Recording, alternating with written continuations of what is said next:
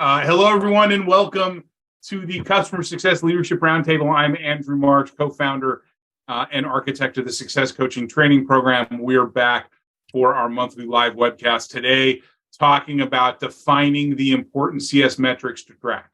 This free learning event is brought to you by Success Coaching, the world leader in customer success professional development training, now with more than 23,000 students globally on our skills development platform. You can see how globally we get now. Our programs are available in a variety of formats, from self-paced online learning to virtual instructor-led boot camps. Our next live boot camp is outcome-based selling, April 25th to 26th, delivered by my partner, Aaron Thompson. Learn how to sell without being salesy and earn your OBS certification in just 2 days.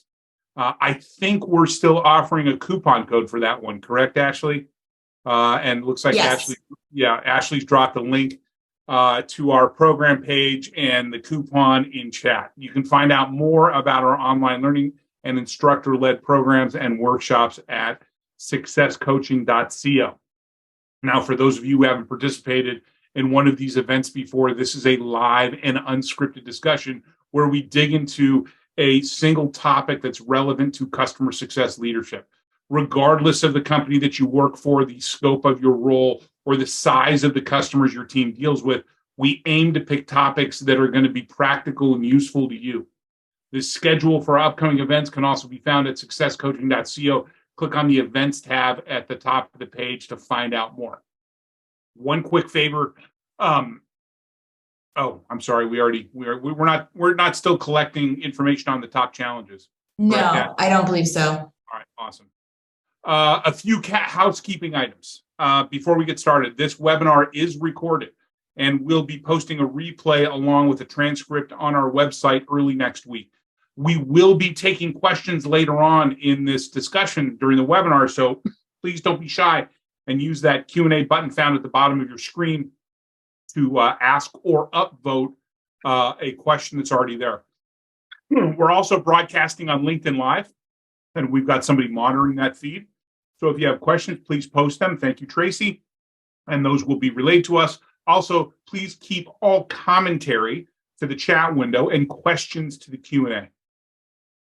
Now, there's a lot of thought leadership out there, along with a lot of theories about how to deliver customer success. In this series, we focus on the practical, real-world advice, best practices, techniques, and shared experiences from those working with or leading customer success teams on a daily basis. And to do that, we invite 3 panelists to join me for a roundtable discussion.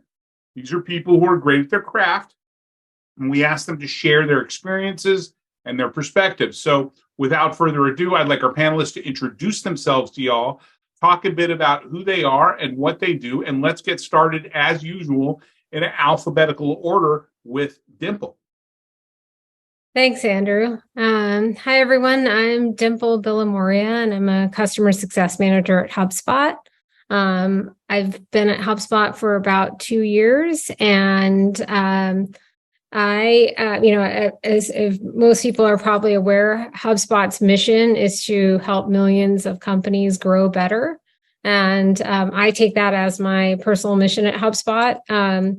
And I've, just in terms of my experience, I've been working in customer success for the past 5+ years, ranging from startups to now being at HubSpot. So I'm excited to connect with you all and share some of my perspectives on today's topic. Awesome. And as I mentioned, Dimple, we're quite a happy user of HubSpot. We've been with you for many years. So we definitely get value out of your platform. Nick, you're up. Hey, everyone. Thank you. My name is Nick Gigliotti. I'm a group manager for our customer success team in Europe and Asia at Seek. Seek's a SaaS platform for self-service data analytics in the process manufacturing industries. So think of oil and gas companies, chemical companies, pharmaceutical organizations. We are helping engineers, data scientists at those companies analyze their time series better so they can come to insights faster. So right now, as a group manager, I manage a team of customer success managers I also serve as an individual contributor, managing my own customers.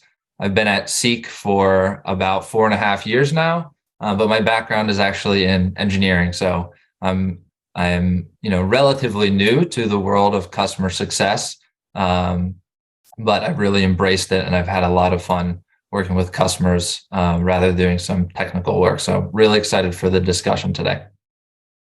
Awesome. Thanks, Nick. And last, but certainly not least, a repeat participant in this program, Steve. Steve, yes, I am, and I'm one of the founders at Waypoint Group. We have a SaaS product that is specialized in B2B voice of customer programs. It's a turnkey, purpose-built B2B voice of customer platform. But we've been in business for about 15 years, and I'm a principal consultant here. I've seen, I don't know, thousands of companies maybe now, but over at least the last 20 years, I've had a chance to work with at least hundreds of companies on different customer experience, customer success, and the whole revenue growth kind of tie-in. So happy to be here. Thanks. Didn't you have something to do with Net Promoter Score? I did. I guess I'll go there. So before founding Waypoint, there were several of us that were at Satmetrics. We were the company that built all the science behind the Net Promoter System, Net Promoter Score. We did the longitudinal studies. We did all the research. We did all of the science behind it. And I should point out, we left Satmetrics because it was consumer based, and we wanted to move on to the next project of B2B focus. And NPS, I would venture to guess that probably 98% of the folks attending or out there doing NPS programs in their companies are probably taking a consumer approach, because that's what's written in all the literature, and that's what people kind of know from their own experiences in running surveys. B2B, entirely different. So maybe we'll get into NPS and how to do it in a B2B way, because it is entirely, starting with persona, are totally different. But anyway, point being, yes, I definitely have a lot of research and analytics in my background. Awesome. Thanks. Once again, we all appreciate the time that you're spending with us today. Now let's get to the topic at hand.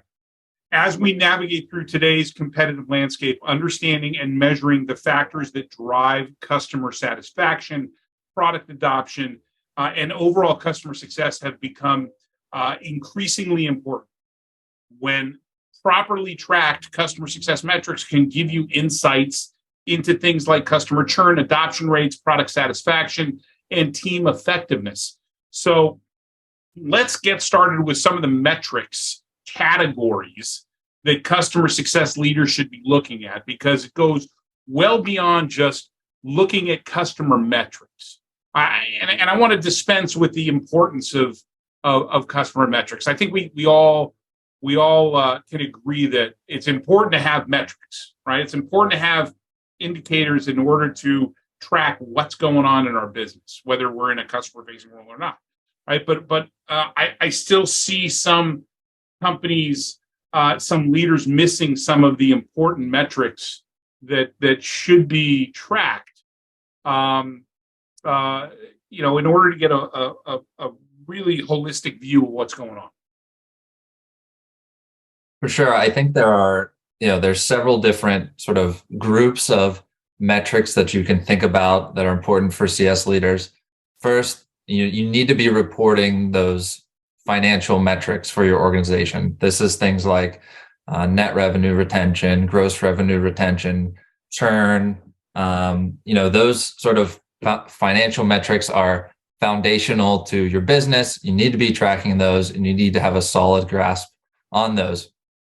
Another group is sort of customer engagement metrics. So this is something like how engaged are your end customer champions with you as a customer success manager or with your organization. So this could be like, how often are you meeting with your end user champions talking about driving adoption? how often have you reached someone at the director or the vice president level? How often have you reached your executive sponsor or your economic buyer? Then obviously important are sort of product usage metrics. How much time are your customers spending in your product? Are they using the most valuable features in the product? Trying to measure like how sticky your users are. Are they going to keep coming back? Those product metrics are super important for that. And then finally, some of like the customer success team metrics are also important. What are your CSM's overall sentiment? Rather than being a little bit quantitative, what is their qualitative assessment of the health of your customers? How many CSQLs are they bringing to drive adoption and expansion of ARR at your account? So there's a couple of different categories of metrics, and it's important to be thinking about what's really important to measure for your product and for your business. I'd love to pile on to what you just said, Nick. It was something that you just brought up was extremely important. You said you didn't mention really customer. You said persona. You said end user champions, decision makers, right? Key state, but whatever, whoever you're selling to, right, has to be participating in the conversation. And if you're just working with end users, you're missing a whole a set of value proposition, a whole set of expansion topics, whole set of change management topics. So yeah, we really try to avoid using the word customer and instead be very specific about what we mean when we say customer. Do we mean everybody in the account?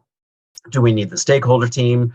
Do we mean the executive sponsor? So anyway, looking at metrics, I couldn't agree more that looking at the engagement of those different persona, super important. You already have probably the engagement metrics from end users. They should be using the product, right? But a lot of the stakeholder team won't be logging in. They're change agents. They are budget holders or resource allocators or program or process designers, whatever they are, they may not be logging in. So it's super important to make sure you have a mechanism for understanding the level of engagement, or what I like to say, the hearts and minds of those people. Do you really have their hearts and minds? If you send them an email, will they respond? If you ask them to be in a meeting, will they be there? These are all really important indicators of the relationship strength. And we know, just to put a dot on the I on this one, we do know that accounts with stakeholder teams that are silent, like maybe you have a great champion, you have great set of end users and you're hearing from them, they're all engaged. But if the stakeholder team is silent, those accounts are up to 14 times more likely to churn than accounts that do have that engagement from the stakeholder team. So we've been doing this for over 15 years as Waypoint. And even before that, we've been looking at the research. Get that engagement from the right people in the right ways at the right time. I'd like to also add on, Nick, one of the things that you said about, making sure that your team is engaging with your customers, like the CSMs are engaging with customers. I think that, or knowing like how often you're engaging with them, I think that is so important because whether, a lot of times, if you just email a team member and if like a customer or someone that, is subscribing to your product and they're not responding to your emails, they might just not have the availability. So I think it's really important to just be creative about that as well. Like, one of the efforts that we're doing here at HubSpot is not being afraid to like pick up the phone and talk to customers, because ultimately, if you just like warm call them is what we call it here, is like HubSpot is a CRM, so we have all the data. So if you call them, it's very likely that, and many times, even if you just leave a message and send a follow-up email, you're going to get that engagement. And, as a CSM at HubSpot, I manage a book of business of over 150 customers. And honestly, like not everyone is going to want to engage. And I think that by doing that additional due diligence is really going to make a difference, because ultimately, whether you think it or not, our customers really want to hear from their CSMs, and they're paying for a product. And ultimately, it's our job as a CSM to make sure that they're seeing value from it.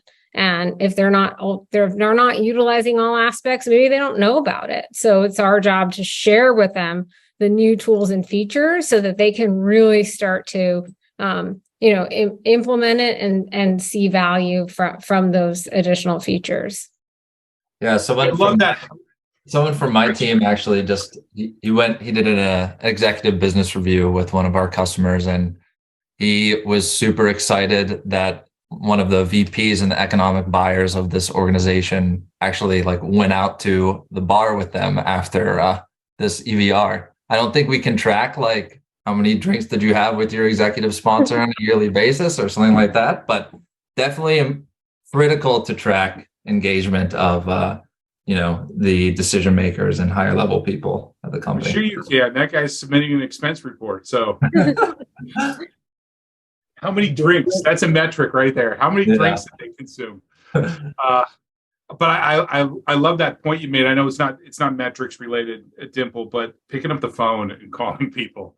Everybody gets so dependent on chat and Slack and email, and then they complain that I'm having a hard time getting somebody to call me back, getting to engage with somebody. And really, all I got to do is pick up the phone sometimes and just give them a call. So we've got your customer related metrics. We've got your company related metrics. We got your product usage and adoption metrics. We talked about evaluating the performance of individual customer success managers. I think that's often an overlooked metric, right? It's, are the right people doing the right things in the right ways at the right times? And how does what Nick does compare to what Steve does, right? And Dimple, you brought it up when we were talking in the prep call, that gamification of, and comparing how my peers are doing, I think is really important. Not to point people out and shame them in some way, but really to figure out, okay, what is Nick doing well that Steve's not doing well? And what can we teach Steve how to do, from what we learned from how Nick's doing? Right. And I think that's an often overlooked set of metrics. And then there's a team. Yeah, every metric that we're talking about here, obviously, depending on the context, can be leading or lagging, right? Depending on what you're. I was just going to get to that. Yeah. So yeah, it's important. I mean, I think all of us are wired towards the lagging indicator of NRR or some measure of retention and expansion. The leading metrics, though, to that lagging metric would be things like process metrics, things that we know are important. So, for example, the engagement and sentiment of those key contacts over time, for example, those process metrics, the things that CSMs should be doing so that at the end of the day, the renewal is a non-event, the expansion comes easy, all those kinds of things. Those process metrics, super important to track, and those help you understand who your best performers are and who needs some coaching. But obviously, to get there, you need to understand what the processes are that you want to measure people against. So I always take, every company should embark on some process to understand the sentiment of those important contacts at relevant points in time across the customer lifecycle. And if you can't get somebody to complete a very brief questionnaire, 2 to 3 minutes at the most, in exchange for the gift of their feedback, you should be committing to following up, right? So these are, again, process elements. So engagement, can we get the stakeholder to participate in an assessment of their experiences? If not, then that's a process, right? There's that something is broken in that relationship, meaning that the leading process that drives the lagging NRR is you have an opportunity to course correct that before things get too late. Another important lagging metric, we talked about NRR, but just while I'm on here, one lagging metric are root causes. And if you permit me, I would like to spend like 30 seconds on this. Do we have a choice? You could cut me off. You could turn my mic off, but I would never do that. The percentage of root causes in various categories of root cause for expansion, positive root causes for churn, negative root causes, right? And if you, the important thing here on root causes, right, is to look at percentage of churn and what percentage of those accounts do you have a root cause for? Should be close to 100%, because if a CSM is doing their job properly, then they should know way in advance if there's risk of churn. And in fact, another important metric would be the percentage of surprise churn. If you don't know that an account is liable to churn before the quarter, in which at least 3 months in advance, percentage of surprise churn is another really important process metric, a leading metric that indicates whether or not the CSM really is paying attention to the account or not. So I would look at percentage of root causes. I would look at that churn, surprise churn element, and I would make sure that you're really looking at root causes, just to close that out. Things like they didn't see the value, not a root cause. That's not a root cause. Why didn't they see the value? That's a failure in the process. It's a failure in the process. If they say, well, I didn't see the value, well, why? We sold you this product with this use case in mind, right? The question would be, well, tell me, what did you expect exactly? What did you experience? What did you expect? Where did that expectation come from? And now you have a real root cause. And you can't take things like, well, they got bought. That's not a root cause, right? If they got bought, that's an opportunity to expand into the new company. The fact that you didn't have a good enough use case or value metrics, that's probably the root cause for why they turned it off. They couldn't see why they should drive expansion. Anyway, I used to tell my teams that the only acceptable churn was they went out of business.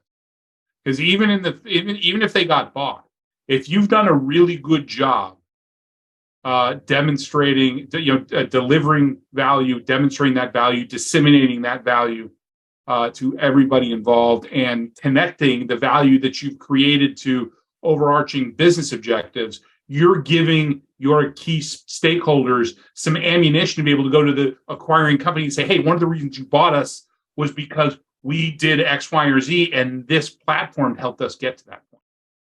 Right. I just wanted to add a point onto what you said, Steve, about leading and lagging indicators. And when I think about leading indicators, in my perspective, it's controlling the controllables. In this macroeconomic climate that we're living through right now, things are tough. But as an individual contributor, if you can control the controllables, then you're going to be much better off. And when I say control the controllables, I mean, how often are you engaging with your customers? What tactics are you trying? Like, for example, if there's a renewal coming up with a customer and they're like, well, I'm not quite sure if I'm going to renew. Well, are you just going to let it run all the way until their renewal date and then have them come up with a decision? Or are you going to say, no, how about we have a discussion about, do an executive business review? How about we, take it a step further and let's have a conversation about what are some of those challenges what are some deciding factors that you're thinking about? If it's budget, how can we maybe mitigate the challenges you're having with your budget by taking away parts of your contract that maybe you're not currently leveraging. So I think, a downgrade is much better than a churn in my perspective. And I think that at the end of the day, it's going to be really important for individual contributors to make sure that they're controlling those controllables. Now, let's be realistic, though. Somebody mentioned one of my favorite terms when I'm talking about this: watermelon accounts. You're always going to have watermelon accounts, right? That are green on the outside, red on the inside. Right? There's always going to be some surprise, right? I guarantee you right now, as far as you can tell, if your account list is all green, there's something in there that's not going to be green. But what we're doing is we're trying to architect for the majority, right? We're trying to do our best to get our arms around everything that's going on. It's never going to be perfect, so don't beat yourself up. I like, though, that we talked about leading versus lagging, because there's a lot of focus on the lagging, because the lagging is tied to revenue. Right. The lagging indicators are the things that we talk to the analysts about. They're the things that we bring up in board meetings. They're the things that the executives talk about during ESTAF, right? But like you both mentioned, I think all three of you mentioned, it's the leading indicators that have an effect on the lagging indicators, and I think we need to do more. And I wax poetic about this all the time in my classes. We need to do more about figuring out how to capture the activities, the process metrics that have an effect on the lagging. That's definitely true. Frankly, I've been familiar with watermelon account phrasing for I don't know. I know Dan Steinman at Gainsight used it like 10 years ago. I'm of the mind that there's no such thing as a watermelon account. The watermelon account means that you're not talking to the right people at the right time and asking the right questions. A watermelon account means that you're probably single threading, or you're using your own assumptions to evaluate the health of the account.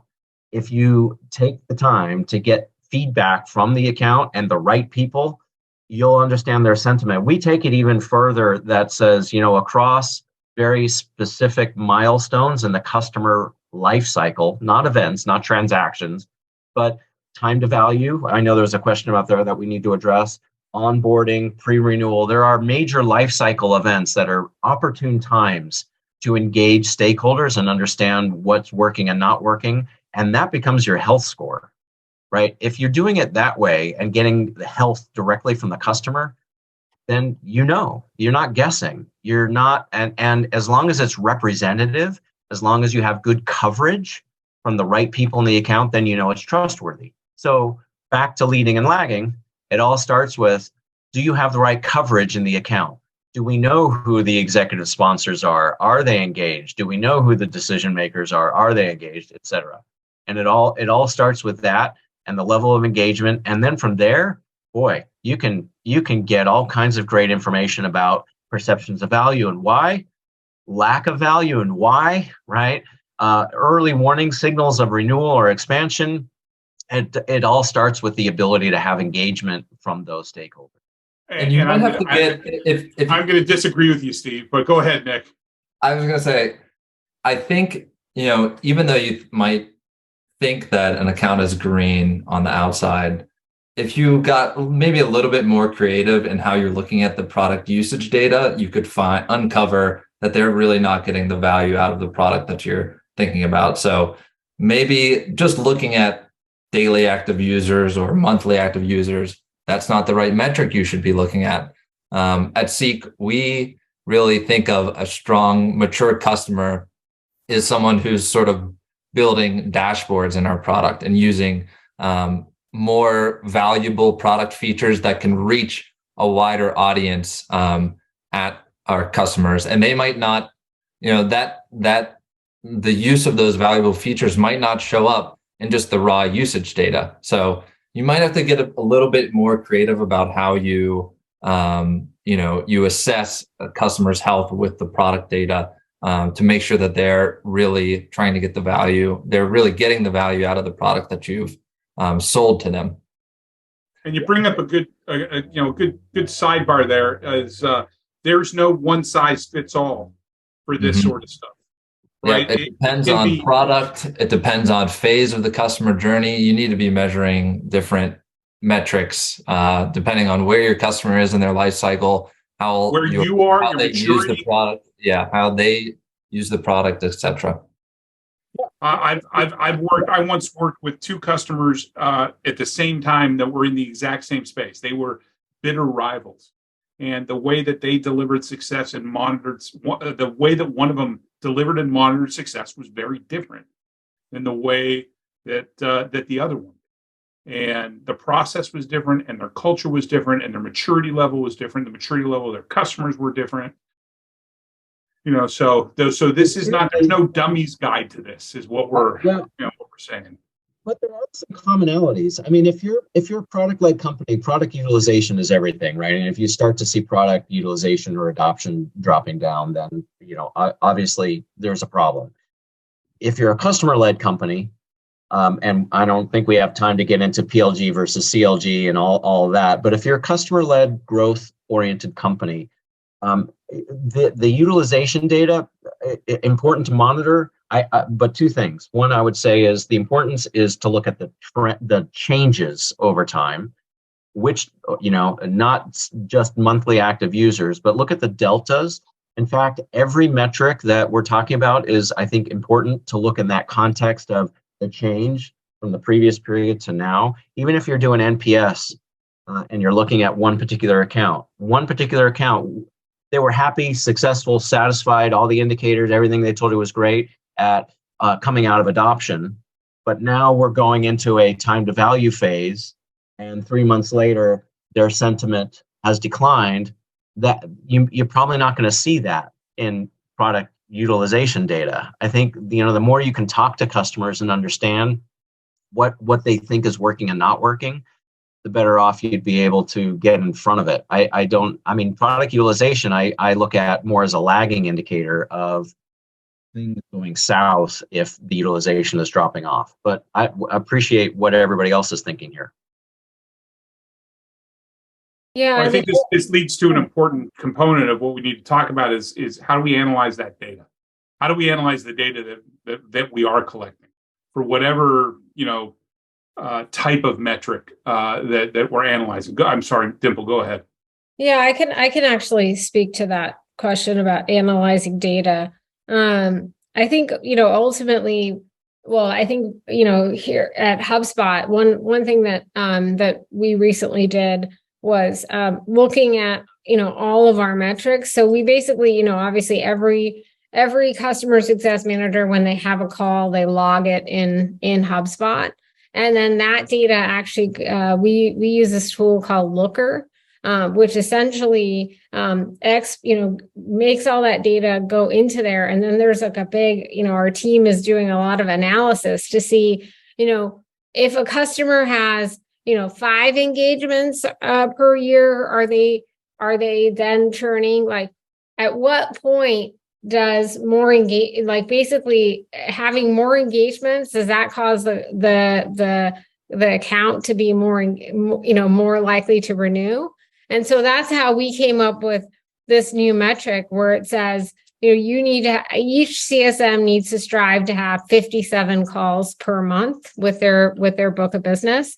And that's like the minimum. And the more you can have beyond that, the greater that you're going to get in terms of overall being able to engage with your customers. So I would say, it's really important to do a deep dive of all of your data and have some sort of tool, whether it's Looker or something else, where you can really do an analysis on how often do we need to meet with people and have those conversations in order to get them to renew. And first year customers, like similar to what you were saying, Steve, the life cycle accounts that are in their first year, what are the key points that we need to look at versus accounts that are 2 years plus? Well, Nick, you experienced this in your with your company and your role. There's just a lot of looking at data and trying to come up with some patterns, right? Where are some patterns, right? Where can we identify the things that we're doing that are having a positive impact, right? So looking at cohorts of customers and renewing and trying to figure out, does anything jump out that could be interesting that we should be able to capitalize on? So there are 2 points when I like to analyze this customer metric data on my team. First is in my one-on-ones with my team members. I'm trying to make it a point to look at our product adoption and customer engagement metrics in my one-on-ones with my team members to see if those metrics are correlating with their overall sentiment for the customer, and also whether, successful and sort of green good metrics actually correlate with expansion. The other point where I think it's super important to analyze the data and evaluate your metrics are if you have a churn or if you have a failure. During those times, that's when you really learn the most about whether you're tracking the right things and whether you have the right metrics, you're measuring the right metrics. So I really resonated with what Steve said earlier about, really drilling down and figuring out the root cause of churn. You need to be using those churns as opportunities to improve what you're measuring and improve your overall process so you can prevent it in the future. Yeah, I think that goes to one of the other things we talked about in the prep is it's not just defining metrics once, right? You need to be prepared to evolve those metrics, and what's relevant now may not be relevant 18 months from now. Yep. So as your company matures, as your product matures, as your customers mature, as your company or as your customer base grows, as your product grows, you're going to be looking at needing to evolve metrics. It's not like a Ronco oven where you can set it and forget it, right? And of a certain size, I think every customer success team needs somebody in some sort of operations role that is, and maybe it's not a data scientist, but they're looking at data regularly to make sure that the metrics that we're tracking are still relevant.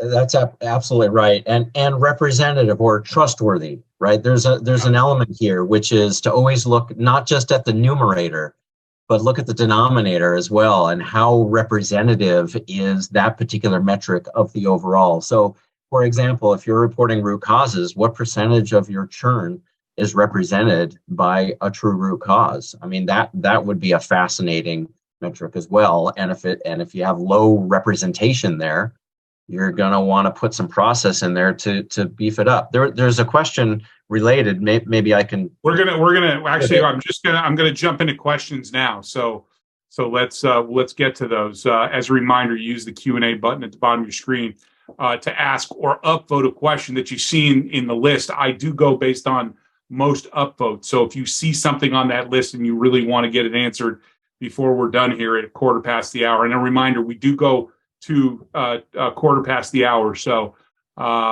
if you can stick around, we will answer questions as long as we can.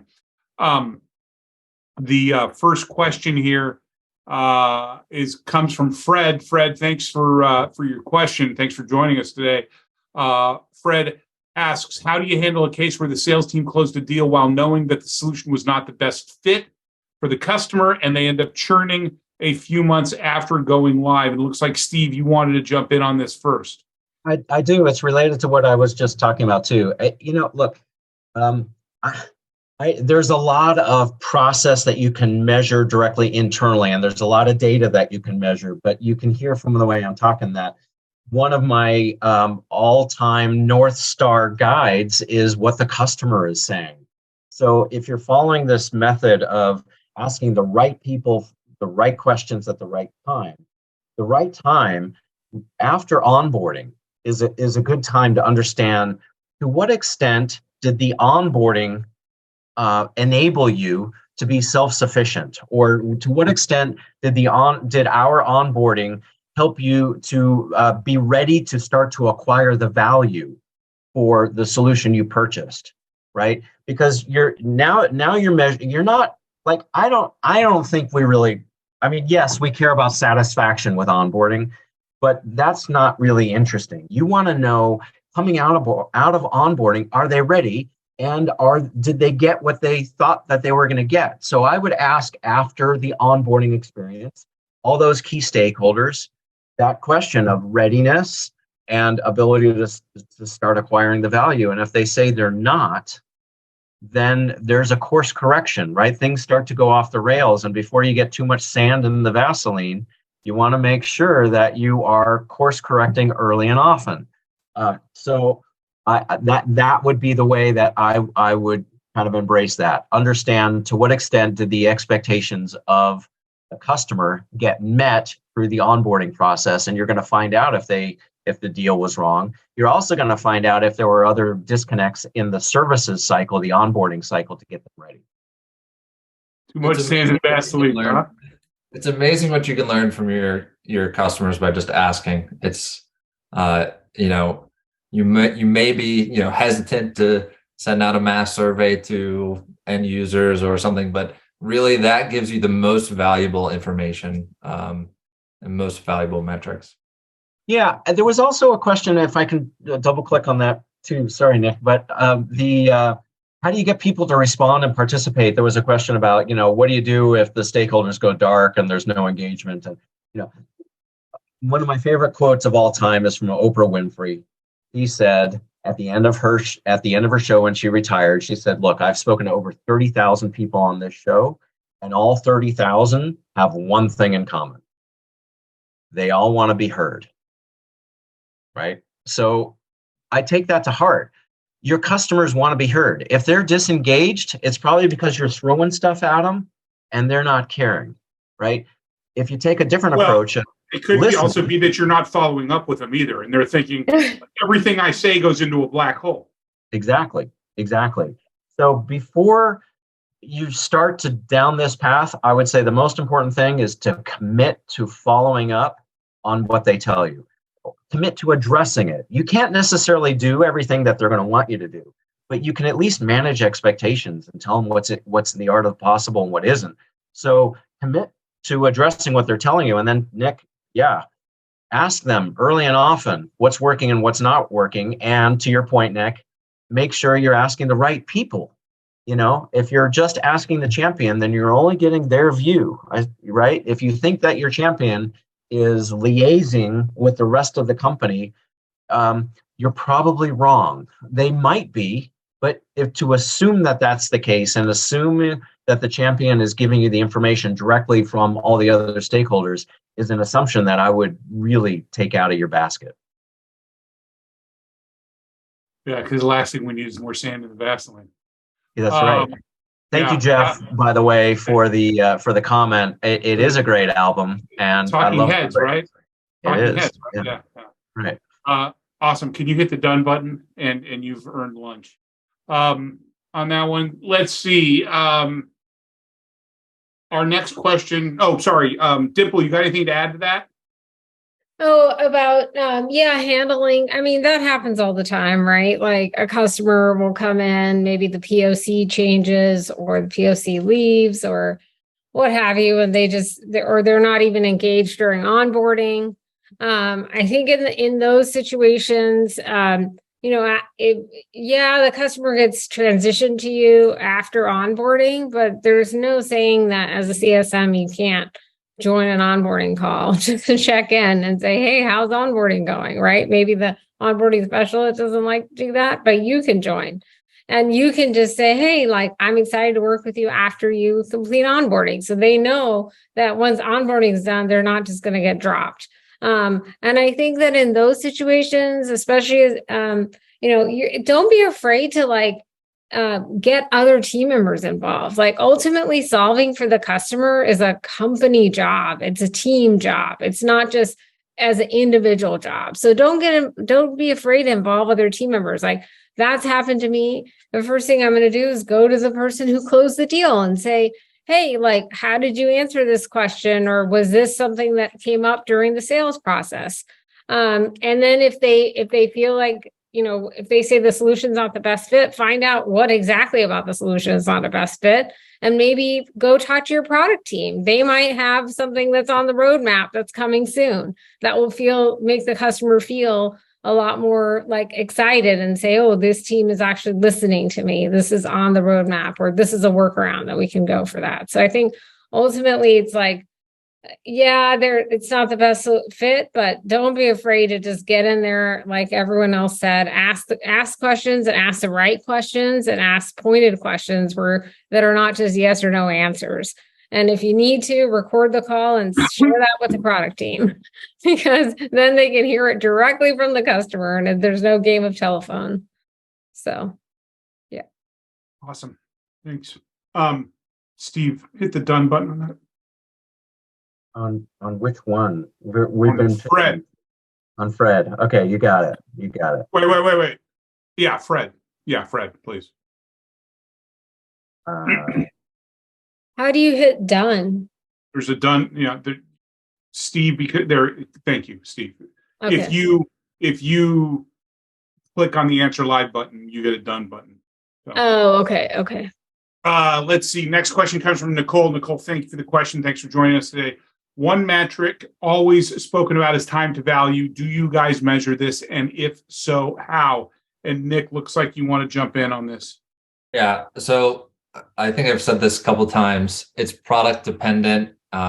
It's some products. It's super easy to track whether your end users have achieved the desired outcome that they want. It could be they've received a lead, they've received a new lead, or they've closed a new business, or they've sent an invoice, or something like that. So if you can easily track those valuable outcomes, I would use that sort of as the time to value. For other types of product, you might not have that insight into how fast the end users are getting value, and it might require a little bit higher touch. So say in one of those cases, like we've been talking about, I would ask. So one of maybe the first cohort of users that you've onboarded, after they've been using your product for a week or 2 weeks or a month, send them a survey and ask, what have you been doing with the product? What types of outcomes have you been able to deliver? So I think in those kind of cases where you need a little bit of more higher touch, just asking the end users is what you should do. There's a related question also about, like, how do you know if you're asking the right people, and how do you know if who your stakeholders are and engaging that? So related to that, I always would start with when the deal was sold. Well, you could start generically, like, okay, when as a company we sell a large enterprise deal, who is typically involved, right? Go talk to the salespeople. What titles are involved? What are their resulting persona? How do they relate to the buy cycle? And how many of those kind of people are typically involved in a strategic enterprise deal, a small deal, whatever your segmentation strategy is? You can set some guidelines, and then look within Salesforce, what percentage of our accounts have those contacts identified in Salesforce, in HubSpot? Sorry. I was going to say, wow. Yeah, wow, look at that, Dimple. In the CRM, in the CRM system, what percentage of accounts have those contacts? There's another little trick that I like to use. If you know me, then I'm all about trust but verify. So we think and we assume that we know what the persona are for these particular contacts. This person is a VP of blah blah blah. They're a decision maker. That's not necessarily the case. So trust but verify. When we're talking about sending out, there's this word surveys that I'm kind of allergic to. I'll put that on the tangent. But if you're sending out a questionnaire or giving them some assessment that they need to complete, one of my favorite questions to start off is something like, look, in order to make sure that this questionnaire makes best use of your time, please confirm how you work with us by selecting the appropriate sentence below. Right? And the sentences would be some statements that are, a description of a decision maker, a description of an end user, an admin, whatever. And based on the sentence that they select, they should get different questions. Look, you're going to ask a value for price question of the budget holder or the decision maker. You can't ask value for price of end users. They don't even know what it costs. But you can ask other related kinds of questions. And so the way you're asking questions is super important based on the persona. And then what you get back is that verification. Hey, we thought this guy was a decision maker. He's saying he's an influencer, that he's not involved in the direct sale, but he has an influencing effect on the sale. So that's important information to know. How do these people think that they work with us? And then you can build out from there the right set of contacts that you should be working with. Through your survey. Through your questionnaires. Look, surveys to me feel like data collection. Like you want the gift of my feedback, and you're not going to do anything with for your assessment.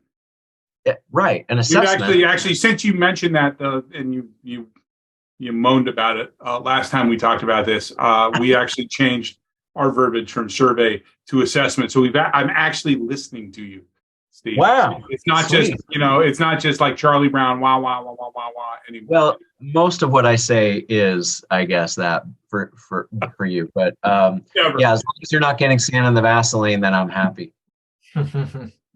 Wow, you used it twice. That's awesome. So it's going to be an extra special. I guess we go from lunch to dinner. There you go. Okay. All right. Thanks. Who was that? That was Nicole. Thanks, Nicole, for the question. Our next question comes from Garner. Garner asks, and this is a popular one, and nobody's jumped in on it, so we got to answer this. Garner asks, how would you recommend capturing usage adoption data if your org does not have a tool currently and is not prioritizing a usage tracking system anytime soon due to budget constraints? Wow. I don't know. I kind of think we've been touching on this pretty frequently. Yeah. You can ask your customers to your stakeholders at your customers to engage their end users and try to get a pulse on what the usage is of your product in their organization.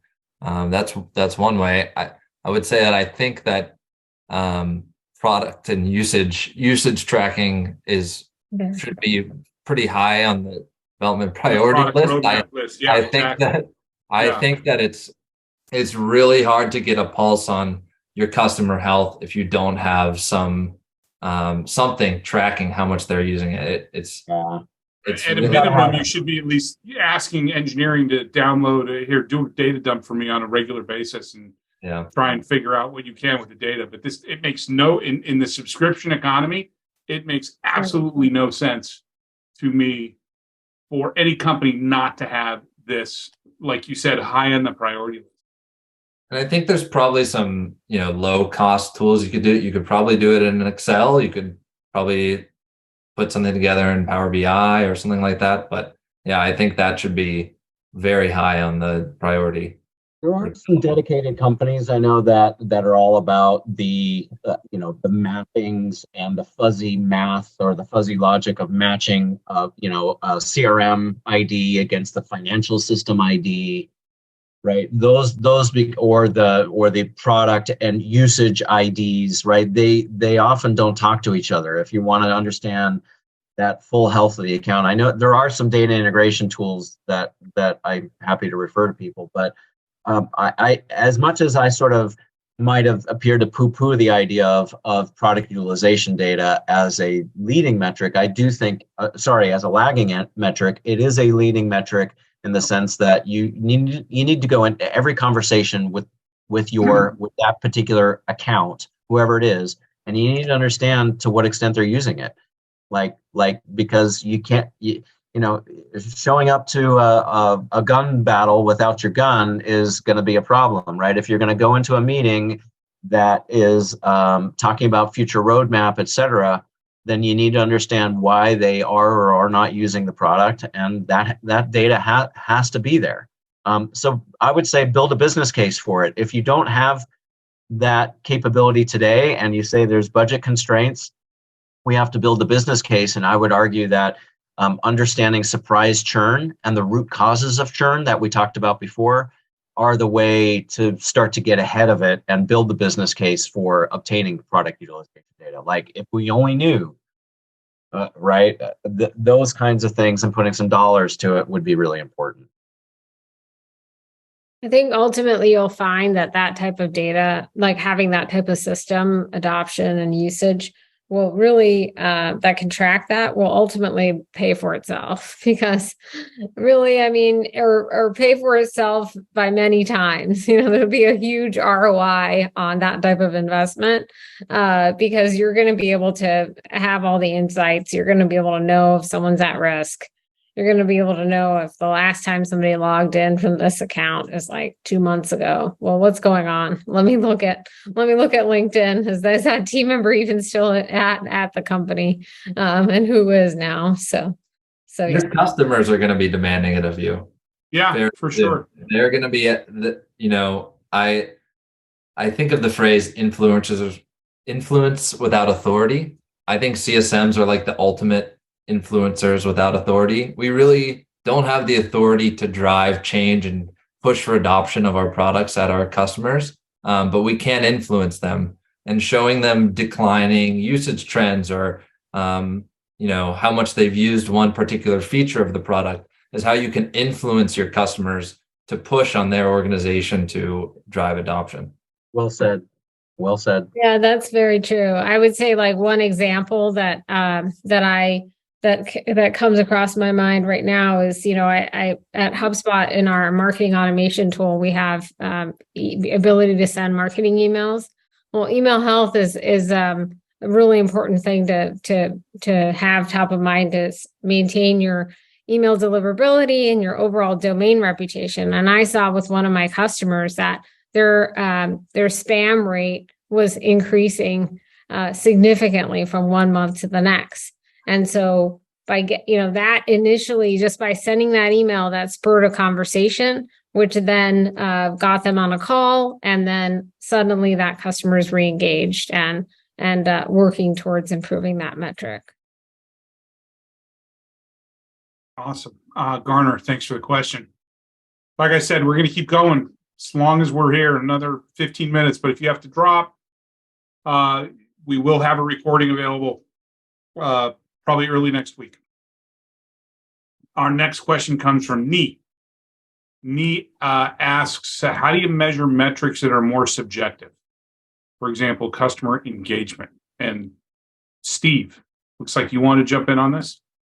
Well, for example, I know there's two questions in there, right? One is, for example, customer engagement. I think that's very measurable. It's not subjective, right? So I prefer to look for the presence of these assessments, the response. We know that people don't care. If they don't care, they're not going to complete this assessment. So that's a data point, right? Whether or not somebody responded or not is a really important data point, assuming you positioned it correctly. You can use other mechanisms for customer engagement. There are little widgets that can sit on top of your email server, for example, and look for email to and from those particular contacts and update your CRM system with that kind of communication. There are end users. Obviously, you would look at utilization data, product adoption data. So there's a lot of ways to look at customer engagement that's very measurable. The things that are more subjective, like value, right? I would ask, coming out of onboarding, you can't ask about value because they haven't gotten there yet. But you can ask things like, to what extent do you feel ready? And to what extent do you have open concerns? Those kinds of things. Now you're getting into adoption. Then you're getting into time to value. Those are appropriate times to ask those questions. And as long as you've shown an appetite for responding to their feedback, then they're gonna stay with you. They're gonna continue to participate as long as you've followed up and demonstrated that you care. If you don't have the ability to follow up and demonstrate that you care, I would say don't do it, right? Don't ask these questions, because they're big turnoffs for customers when you say, I need your feedback, and then nothing happens with it. Yeah, and then you're going to have a harder time getting their feedback in the future. So awesome, Neat. Also, anybody want to add to Steve's response? I think also we can't discount just the gut instinct of your CSM, like working with your customers. I think that's an important thing that you should be measuring too. Like, what's the CSM sentiment? Because the CSM is the person who is in the calls with the customer. They know what they're talking about. Are they talking about expanding? Are they talking about risks? Are they talking about potentially new business opportunities? So you need to be taking into account just the gut feel, the CSM sentiment, in addition to all the things that you're measuring automatically. I agree. Yeah. Oftentimes having them both, like, here's what customers think right next to here's what the CSM thinks. And you get, like, as you're looking at churn, you'll be able to see, well, okay, we thought this customer was healthy, but they churned.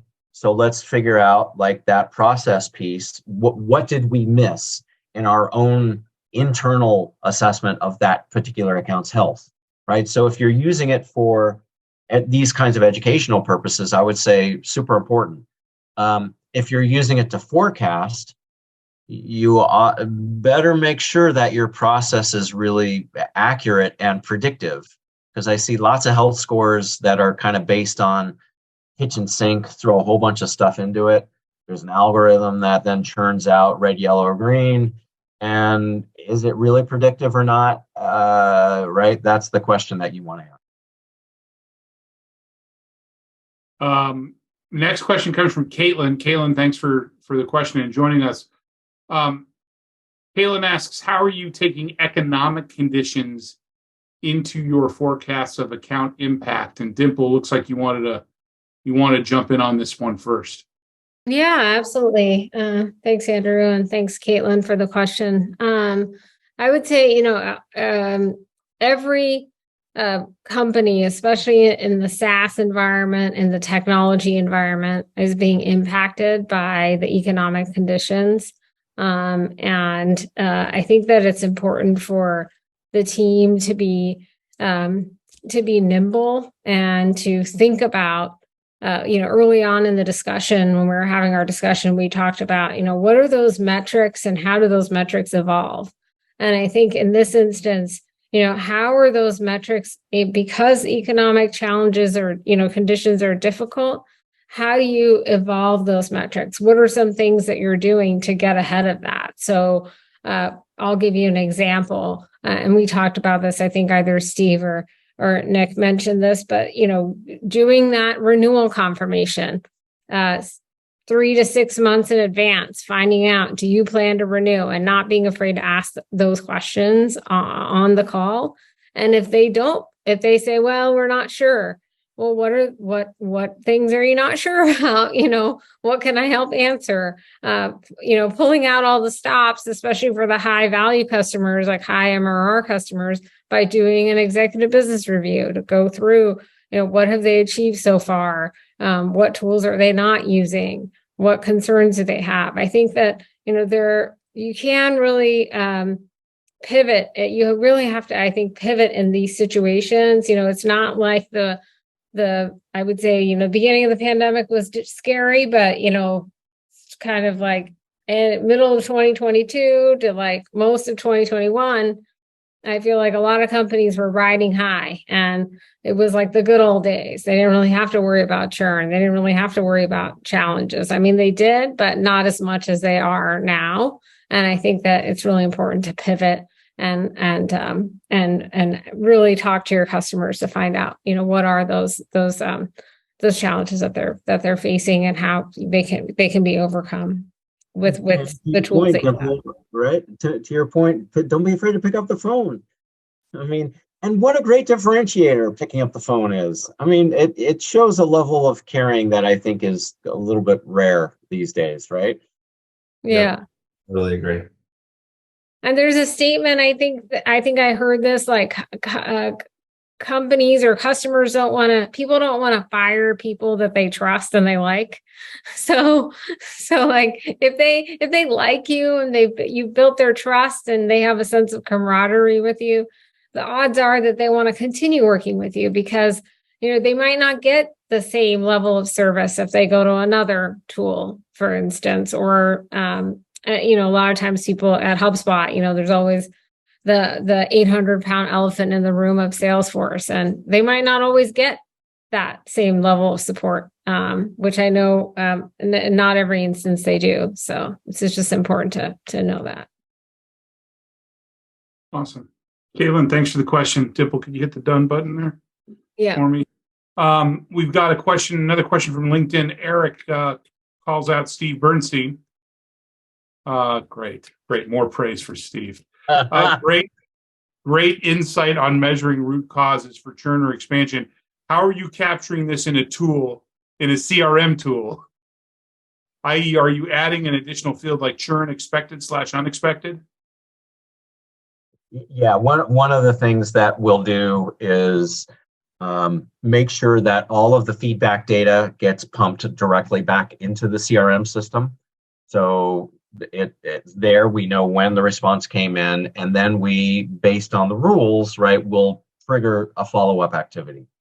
And if it's, detractor or silence or some other negative indication, right, the follow-up activity, every follow-up activity, if it's one-to-one, should have a root cause association with it. Sometimes it's appropriate, though, to follow up with the account in total, not just the individual, right? So sometimes looking for the feedback coming from the account and seeing if there's consistency in what people are saying. Then, Dimple, you just talked about like an executive review or what we call a joint success plan, some session where you can get all the right people in the room together to work on the right things. Capture that inside your CRM system with a root cause reason, right? And I would say your root cause reasons need to be very clear. They shouldn't be things that, there's a list, but they shouldn't be things like didn't see the value, because again, that's not a root cause. Why didn't they see the value? There's another technique called the 5 whys that's a little more sophisticated, but really, at the end of the day, if you know what did they expect exactly versus what did they experience exactly, and why did they have that expectation? Is that something we told them? Is that something that came from another competitor? Or is that something that came from, a use case that we didn't fully understand? Like what is driving that requirement? And then, yes, I would say document that inside your CRM system with your follow-up activity. And then it becomes really easy to look at, your percentage of root causes by category, percentage of root causes by dollars, by amount, et cetera. As long as it's in your CRM, you can run whatever you want. Awesome. Nick, Dimple, anything to add? Steve, the done button?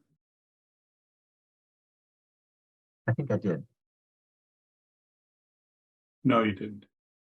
Okay, I'm coming. Next question, also from LinkedIn, comes from Kristen. I think we covered most of this. Yes, I agree. What about customer journey metrics, time to onboard, time to feature usage? If you have progressively complex features, time to... So I think we covered everything there. Unless you got something to add, Nick? No, I product dependent, how much configuration is required up front for your end users to get value from the product. That's what I'd call like time to onboarding. Yeah. How long does it take for them to get trained? That's another thing you could use. So product dependent. But back to our conversation earlier about the importance of leading indicators. Mm-hmm. You want to have an effect on the lagging indicators, you need to be tracking the leading one. That's how you have an effect on the lagging. Right. Even though Steve didn't volunteer, I know he's going to want to respond to this next one because it uses one of his favorite words. Esther asks, what types of surveys do you use for your customers? Are there some out there we can use as a template? Steve? Of course. Drop me a note and we've got tons of templates. I just would want you to know that we are not big fans of things like customer satisfaction. Satisfaction, we've never found it to predict anything. The things you want to ask would be about the relationship and things around expectations. You can also, ask about, perceptions of value, perceptions of success, those kinds of things. But anyway, drop me a note and let's set up a time to talk, because we definitely have templates and I'm always happy to provide the right ones. It's all right, Esther. He'll get over it. He just gives me grief about using the term survey. So, look, what do you guys think? I mean, maybe it's just me, but I look at surveys as one-way data collection. I look at an assessment as a dialogue. Yeah, well, survey, and also I think people have survey fatigue. So there are too many surveys. So right. I mean, I agree with you. I'm giving you grief because I feel it's part of my obligation to give you grief. Esther, thanks for the question. Ellie asks, can you use things like gift cards to incentivize people to fill out the assessment? Oh, Ellie used the right word. Yes. Or how other ways can you incentivize people to give you their feedback? Yeah, I think, Steve, I know you raised your hand for this one, but No, please jump in there. I think Please, Nick. I think, yeah, you could incentivize people with a small token of appreciation, especially if it's, an executive sponsor or an economic buyer providing their feedback. But I think one really great way to give feedback is to just follow up with them. So if it's an end user with some potentially critical feedback about your product, following up with them and saying, thanks for your feedback. I've informed the development team. Maybe here's an alternative way that you could accomplish what you're trying to accomplish. That is probably more valuable than a $5 gift card or something like that. Because they want to be heard, right? They want to be heard. They want to be listened to. And they want to know that them providing this feedback will actually drive change to your product and make their life better in the future. 100%. That is the best way to incentivize people to give you their feedback, is to actually acknowledge and respond. Mm-hmm. Yep. Artificial incentives, I've never found to work in B2B environments. You might get 1 or 2%, right? But what you really want is truthful, candid feedback from the right people. And the only way to do that is their hearts and minds. You're not going to do that through a $5 gift card or an enter to win, right? But a follow-up that helps them do their job better, yeah. Or lunch, for using the term sand in the Vaseline. Exactly. And with that, we're at the end of our time for today. I think it was a great conversation, but it's not what I think. It's what all of you think. So please let us know by posting your feedback on LinkedIn and tagging either myself or our guests or Success Coaching. I want to thank our guests for spending the time with us and for the ideas, thoughts, insights, and best practices that you shared. One final note, great CS leaders know they don't have all the answers, but they know where to get them. That's why we created the CS Leadership Roundtable, to harness the knowledge and experience of the community to help improve everyone. We hope to see you again at our next event on May 10th, when we'll be talking about team capacity planning and forecasting. Until then, make sure to make space for yourself and your mindset every single day, and have a great rest of your week and month, everyone. See you soon.